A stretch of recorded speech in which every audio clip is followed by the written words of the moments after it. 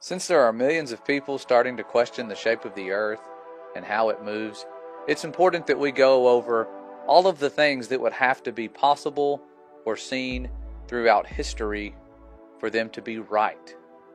For example, if they were right and the earth had this firmament above it, like they say it does, there would be some sort of treaty preventing us from going far enough to explore and determine if they are correct.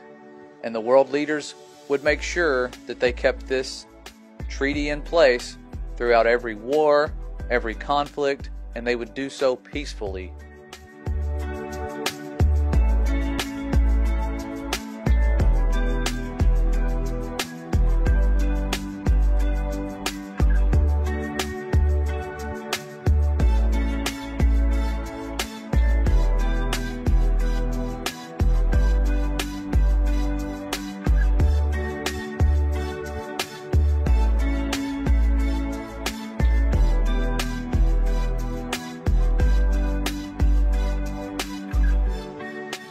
They would then go on to spend countless billions of dollars on showing us proofs that the earth is a globe, and they would do so deceitfully and find ways to make these images become part of our pop culture.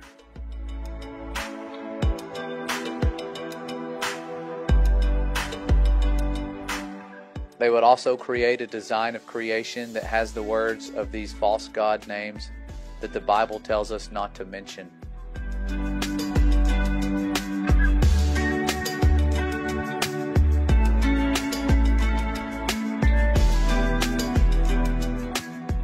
And there would be centuries upon centuries of artifacts that reveal who they all worship and pay tribute to.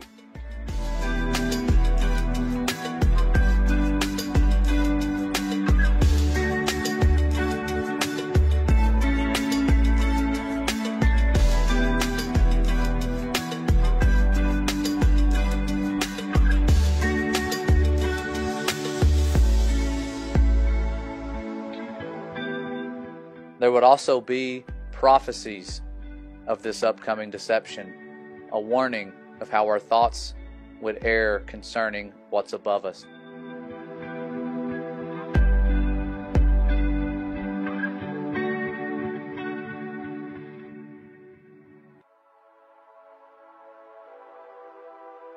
The Bible itself would even tell us that earth is fixed and immovable, that it's stationary, that it has foundations.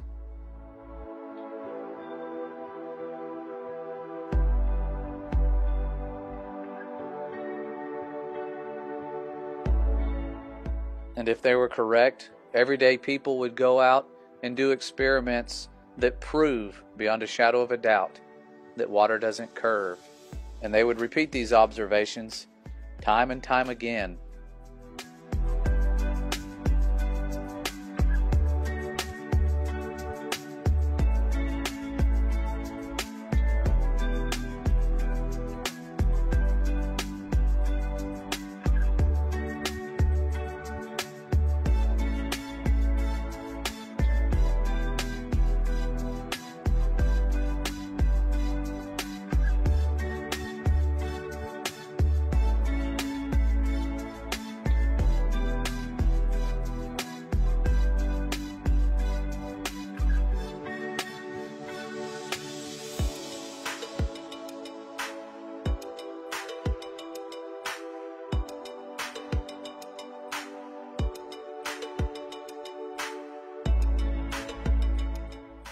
And if they were correct, the space agencies would have to make fake pictures of Earth because they wouldn't be able to go high enough to take an actual photo of what we live on.